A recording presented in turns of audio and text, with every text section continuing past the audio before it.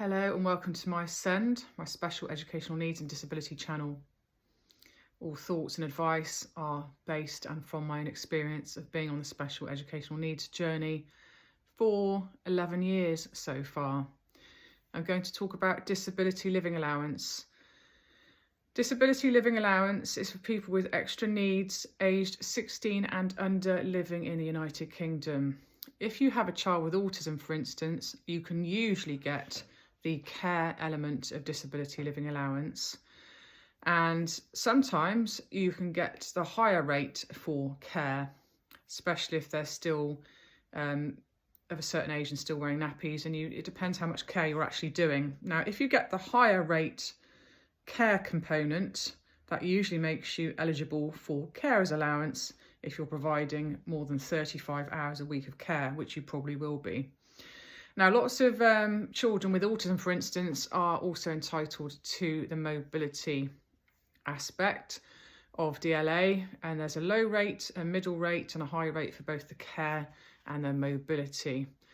And for quite a long time we received the high rate for care and the low rate for mobility. As of the age of about, I think it was 8 years old, I managed to get the high rate as well for mobility, even though my child isn't in a wheelchair, because he still wears nappies and plays dead a lot and is unaware of his surroundings and is still wearing reins and has absolutely no road sense, and still doesn't today, even though he's 11. We managed to get the higher rate mobility from the age of, I think it was 8 years old.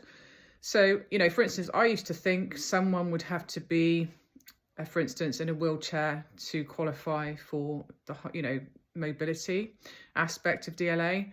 That's not always the case. So, and sometimes you might need a bit more assistance from somebody in authority to help you get what you need and what you want. So, for instance, to get the higher rate for mobility, it was a bit more difficult, to say the very least. Got rejected once, appealed, I think got rejected again, appealed, and then lastly managed to get letters from health professionals and the head teachers specifically talking around the subject of his mobility, and I think it was third or fourth time lucky, managed to get the higher rate. So Disability Living Allowance isn't based on savings, it's not based on your earnings as a parent carer. It's based on how much care and support your child needs with care and mobility.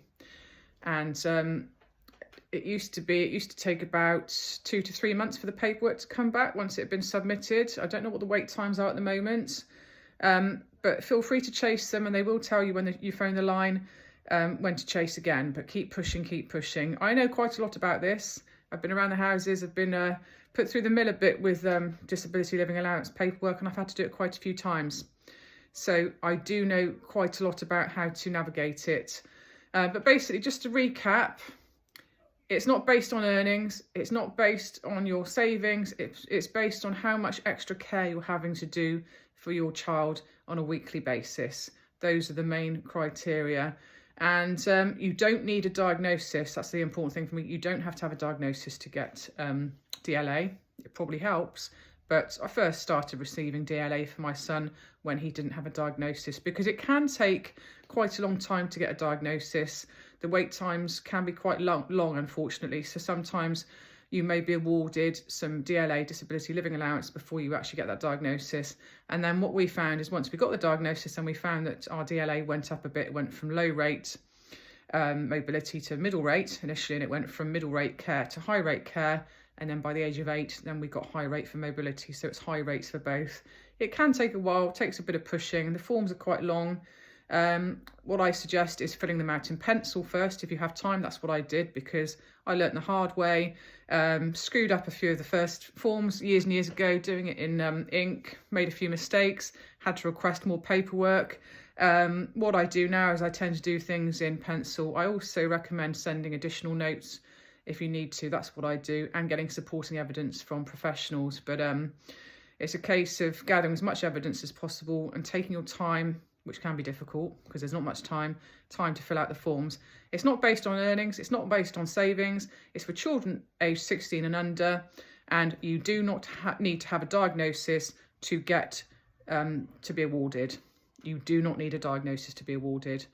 But any change, you need to report it. So as soon as you get the diagnosis, for instance, then you need to let them know that. And then sometimes that does affect the rate and sometimes it goes up.